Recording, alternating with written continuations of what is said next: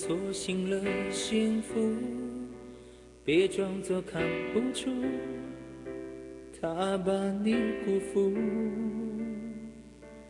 别以为能保存爱香味，再美的玫瑰免不了枯萎。眼泪要流多可贵，别为怕浪费，他不会再给安慰，再痛。Pagawa na, panibago. Go na. Go na, go na.各位聽眾，今仔原在星期日，咱的本電台是1點到2點5吼，咱的電台是 Chinoy Public Service， 咱是伫kakampi news blogspot.com www.stream tv channel kakampi online， 咱的電台是55385656 480581D。Sa aking wika ho, sa akin sa Chinoy, sa Pilipinas translate ko, magandang hapon sa ating mga manonood sa Chinoy Public Service. Martes na naman muna 1:00 hanggang 2:00. Ang ating programa ay sa kakampi-news.blogspot.com www.stream-tv.channel kakampi online. Meron ho tayong telephone number 553-8656 4805812. At kung mayroon kayo natitira kunting mumunting bagay, pwede kayo magdala sa FB Harrison Etcha exact location. At napakaswerte ho tayo sa hapon na ito. Ang ating katanden ay hindi makapunta dito si Mercy Madaloso. Narito ang ating boss, si Boss P. Nicodemos. Magandang hapon ho. Welcome to my program. Okay. Sa isang magandang hapon sa atin lahat. Luzon, Visayas, Mindanao, and of course, yung mga nakikinig sa atin sa ibang bansa tulad ng Kingdom of Saudi Arabia. Hello yung mga taga-Aljob, Kingdom of Saudi Arabia. Mga international, buong mundo yan eh. Oo, Hindi lang Al-Kubar. yung Pilipinas. Yung Al-Kubar, nandyan din. Yung ating taga-Italy, Yan. yung mga taga-Houston, Texas. Hello po kayo lahat. At alam kong yung mga iba kasi hindi makapanood kaagad on the spot. Pero mapapanood nyo to after the program. Yung oras ninyo dyan, pwede nyo buksan ng aming mga sa Google ba, no? Sa Google. Makikita, tsaka yung YouTube, Kakampi. Hanapin lamang nyo yung Kakampi online at hanapin din yung YouTube. Pwede ba yon? Paano ba? Ibigay mo nga sa amin ng diretso, sulat mo. Yan. Ayan. Para makita ninyo pa uling mabuti kung ano yung mga didiscuss natin sa araw na to. At muli, isang magandang araw. At syempre sa medyo iyo. puno ang program natin. Dahil, assist mo na ako dahil medyo 2 view, may interview pa tayo kay Colonel. At sino ba yung interview natin na Colonel? Mamaya si Colonel sa BFD, si Chief Santiago Laguna. Mamaya, Okay. papakita natin mga parada last Sunday. Oo. So Okay. ipapakita natin yan dyan. Yung Oo, mga pero parada. una natin yung ating simbahan dahil nakaroon ng bigay sa mga mahirap. Yan ang una view natin, simbahan muna. Okay, sa YouTube daw, itype lamang ninyo ang Kakampi. Ang Kakampi ay double M. At click nyo yung Mafe Nicodemus. At lalabas na yung ating mga programa doon. Mamimili ka lang. Yan, tama. So, within 2 weeks, mapapanood nyo pa yan dyan. At kapag napanood nyo na, i-click nyo lang, i-like Oo lang nga. ninyo yan. Yan. So, habang kinakausap natin o habang tinatawagan natin, itong si Colonel, saan ba, anong assignment Ang view niyan? natin ay yung una sa sa Chenglong Temple yung anniversary, Okay. nagbigay ng Kailan mga yung konting- anniversary yan? Tapos na. Dahil Oo, kinuha kailan tayo yan? ng view since February 28 nakuha natin view. Sana pakita February natin sa 28, ating mga oo. manonood na ilan ang mga view na kuha natin sa ating since natural sa may simbahan. Yan. So makita nyo lang yan, sandali-sandali lang at may papalabas Oo, ninyo dahil dito. punong-puno pa oras Ano nga natin. ba yung mga pinamigay dyan? At sino May ang binigyan? sardinas, mga mamis, mga chicken soup, yung mga hindi chicken. pinamigay Yung mga nila bigas, mga delata, ganyan ho. Pero simple lang, mga 1 hour natapos din ang, dahil sa anniversary, for 7th anniversary ang ating Chinese Chenglong Temple. Yan. Okay? Okay, ready na yung atin? Ready? Ready na? Ready na siya? Pwede na Ready ipalabas? Hindi, oo, Yung okay. view, So okay. yan, napapakita na. Kung Okay. makita natin habang ibinu-view yan, Oo. ito yung harapan Ng temple, oo, sa pintuan. Pakilakihan mo nga at ang makita Oo, namin para dito. makita ang ating mga viewer. Okay. Okay. So ayan yun. Yun, sa harapan niya, nakipila ano? sila. Yun, pakidaho. And then, ayos sa mga pila. Yan ang mga officer and member na tulong-tulong, pati ang barangay area ng chief ng barangay. Yun, nakikita natin view. Oh, yun, oh. Yan. Yun, yan. yun, Sino yung mga yun. yan? Yung mga controller, yung last time, yung naka-yellow, yan. Tapos yung isa, yung parang member na rin yan, nagtulong-tulong sila para sa anniversary, very successful. O ano naman itong isa na to? Yung ay sa bumbero na yan. Ito naman, dahil balik mo nga uli dun sa Temple? pinamigay sa temple yan. Ayun, oh, Sino-sino ang mga opisyales na naririto para pasalamatan naman natin dahil alam ko, yung mga mahihirap ang kanilang binigyan. Oo, kasi yung mga member, may presidente natin na dyan, Si Presidente. Oo, si Gonzalo Uy. Yan, tsaka yung iba mga Chinese name kasi mahirap, hindi natin alam sa Filipino name lang eh. Basta yung mga babae na dyan, nakikita naman ninyo eh dahil hindi ko alam sa Filipino name. Ilan ang nabigyan dyan? Ng, Mostly na dinig ko mga 300 family na tulungan nila. So 300 na Oo. pamilya. Ito yung mga mahihirap talaga. Okay? Mahirap. Dahil once a year lang binibigay ng ating mga anniversary sa mga mahirap lang. So yun ang Chong Leong Cheng Leong Temple. So February 28 nangyari Ah, ang natapos na ho. video Yan na ang yan. kinuha natin view. Okay. Okay, salamat So, sa mga membro at ang mga nag-donate ng bigay ng mga goods sa mga ating Ito, mga mahirap. ito naman Salamat. isa ay dahil Marso. Oo, sunog. Yan ang Marso, view natin, kinuha natin, alas 5:30 sa may ng Intramuros umaga. area. Oo. Dahil Marso po ay buwan ng Fire prevention. Oo, ng pag-iwas sa sunog o Fire Prevention Month. Dahil dito, yung Marso, panahon niya na talaga nagsunog-sunog, ano?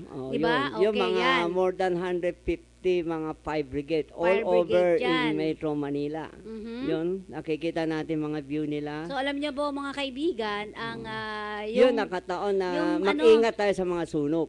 yung volunteer ng mga Chinese volunteer, ang volunteer presidente si Jerry Chua. Oo. Yan ang Engbitin sa may Minondo area. Siya ang Okay. leader So ito, ng presidente. sino itong mga to? Yung mga member ng Fire Brigade, meron din barangay na sumama din, mga barangay volunteer Fire Brigade. Meron din mga katulad si Consuelo Ramon Morales at iba pa mga membro ng NGO nagtulong-tulong pumunta doon para maging masaya ang paradahan. No? Yun nakikita ho natin. No? Oh, yun, So no? ito, yellow. Yan, yan. Iba-ibang district mga Chinese volunteer pumunta. Yun, So iba-ibang nakikita. distrito, Oo, sama yun, lahat. yun, nakikita ko sa entablado. Si Ramon Morales. Yung mamaya makikita ko natin, induction ang ating fire chief, si Superintendent Santiago Laguna. Yan. Ay, kakausapin natin mamaya. Oo, mamaya. Yan ang magiging interview natin portion. Yun. Yung mga sample, yan nakuha natin view. Tingnan natin iba pa. Yun. So, yan. Marami-rami yan. Saan to ginanap? Itong Sa ano Intramuros area. Pero hindi tayo sumama dahil abot buong araw na ata hanggang alas 3 eh. Yan ang ilang view na kuha natin yung nasa port area tayo alas 5:30. Alas 8 sila umalis eh. Yun. Yan. Yan. Ano ito? Unity. Unity. Yan, oh. Yung marami member pumunta din eh. Yung mga Ano yan? Unity at 60? Oo. So, ibig sabihin, 60 taon na ba yan? Ibig sabihin, Oo, ano? marami pumunta nga yan, mga iba-ibang NGO organization pinaghalo namin. Yun. Yun nakikita ko natin, no? Mga view nila. Oh. Very active sila.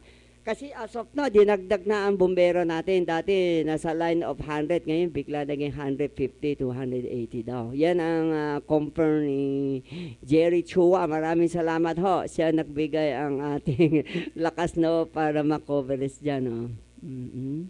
Yun. Nasa state sila. Yan, Oo. stage. Nagsalita si Ramon Morales at si Colonel Kakutan at si Presidente ng MB10 at si Juanito C. Yan ang former president ng Chinese community. Yun. Nagsalita sila. Ngayon, yan nakikita pinakamalaki ng fire hydrant sa buong Metro Manila. Chinese volunteer, only MB10 yan meron. Yung mga malalaking building, yan ang may pinaka malaki. Pag-view natin, nakikita natin, ang laki ng hagdanan nila, yun, nakikita na, yun, yan ang ilang mga nakuha natin, yun. Okay? Oo. So yan, mahaba. Ito, sana to?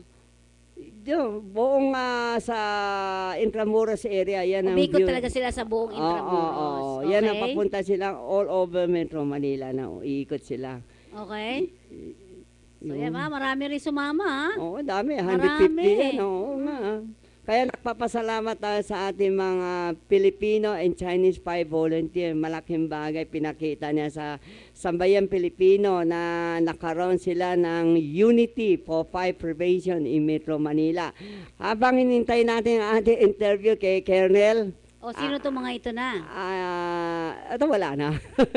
O yan, yung mga Post fire lang volunteer. talaga. Oo, na-post na yun. Mahabang kinuha natin ang fire brigade dahil mahaba ang program nila Yun. Okay, so wala na? Okay, tapos na. Oh, yun. By the Sige. way, So, merong isa rin tayong nakuha mula kay MB10. Siguro sa mga susunod, ipapalabas natin. Okay. Itong kanilang CPR. Tama. Kasama rin kayo doon, mga Chinese Yan volunteer ang din nandun. thanks to all the volunteer. Binigay tayo pagkataon kumuha mga ilan shot para mapatunay na talaga man of March at maswerte tayo. Mhm. Dahil mamaya Pwede nang tawagan. mismo ang ating interview, ang ating BFD sa Bureau of Fire Protection Chief, si Santiago Laguna. Yan ang madaling lapitan natin in case may problema o malaking sunog, tawagan natin. Mhm. So, ano ba yung mga numero na pwedeng tawagan just in case na may sunog sa lugar nila? May mga numbers ba tayo? Mamaya pwede natin itanong dahil Ah. cellphone, nagmamadali, binigay lang sa ating cellphone number. Oo. Sige, Okay? subukan natin. Habang na hintay tawagan natin ngayon. si... Habang tinatawagan hintay natin si, natin, oo. si Colonel. Kumustahin naman natin itong Balita. itong sa Sabah. Ano na ba, kumusta na ba? Ano na ba ang nangyari sa mga Pilipino sa Sabah? Actually, dito sa nabasa natin ngayon, may 11 tauhan ni Kiram ang Actually, namatay sabi na daw. mahigit 30 daw ang namatay. Oo, Kaya pero lang, dito ay 11 pa lang. Kasi meron kunting, nakikita mo, ma'am, Nicodemus, nakikita parang may kunting politics ang nangyari. Oo. Sana, observation natin lang. Pero nakakalungkot pa rin, di ba? Nakakalungkot pa rin na... Ewan ko na Kapwa balitang-balita, natin merong last administration na parang sumusupport according to the president. Mhm. Okay? Yun, so medyo... Habang putulin natin program, nandiyan ang ating At interview habang portion. nandun, mukhang nandun na sa linya. Okay? Oo. Okay na? So... Okay na? Okay. So magandang hapon, Colonel. Hello? Magandang hapon ho, Colonel. Hello. Magandang hapon ho. Ito po si Opo. Kaloy Chua sa Chinoy Public Service. Kasama ko si Pen Nicodemus, ang ating station manager. Ang ating programa ay Kakampi, News, Blogspot.com, www.Astream TV channel, Kakampi Online. Makikita ninyo sa view na makikita ninyo ngayon. Between 1 to 2 o'clock ang ating program. Ang kasama natin ang ating station manager, si Pen Nicodemus. Okay? Okay. So, Colonel, kamusta na po ba ang ating mga kampanya regarding dito sa panahon o itong buwan ng sunog? Colonel? Hello. Colonel, kamusta na po ba yung ating mga kampanya regarding sa information dissemination dahil buwan ngayon ng panahon ngayon ng pag-iwas sa sunog? Ano po mga kampanya ninyo? Kamusta na po? Unang-una, gusto kong magpasalamat sa magitan ng inyong programa. Maipahatid natin sa ating mga kababayan ang kahalagahan ng pag-iingat po sa sunog. Ngayon pong panahon ng Marso, dahil sa tag-init na, marami pong gumagamit ng kuryente, katulad ng paggamit ng electric fan, mga aircon, at mga iba pang mga appliances. Kaya nakakaroon ng overloading ng paggamit ng kuryente. Ito po ang isang pinakamataas na sanhi ng sunog tuwing Marso. Kaya Opo. po sinabi na ang Marso ay ang Fire Prevention Month. Marami po pong dapat tayong tandaan, katulad ng huwag paggamit ng jumper sa loob ng bahay, kasi ang karamihan sa atin, pagka pumuputok ng fuse, imbis na palitan ng tamang fuse, pinapalitan ito ng mga jumper. At ganoon din ang paggamit ng mga octopus connection, at lalong-lalo na dito sa mga informal settlers na mahilig silang mag-connect ng mga illegal connection ng electricity. Ito po yung ang napakadelikado, at ito lagi ang pinag-uulan ng sunog. Maliban po doon, yung paggamit din ng mga gas stoves, na kung ito ay mayroong leak, pagka nagkaroon ng leak, mag-accumulate po yung fumes, at kung walang gaanong ventilation sa loob ng bahay, sa pamamagitan lang po ng pag-switch ng ilaw, yung spark ay magti-trigger na po ng explosion yan. At isa pa sa may pinakamataas na dahilan ng sunog ay ang mga naiwanang o kaya napabayaang kandila o kaya mga gasera. Dahil nga sa madalas mag-brownout dito sa mga informal settlers, karamihan sa kanila ay gumagamit ng kandila. Ito, pagka ito ay napabayaan, sigurado po magkakasunog. Okay, Colonel, may tatanong lang ho sa ating mga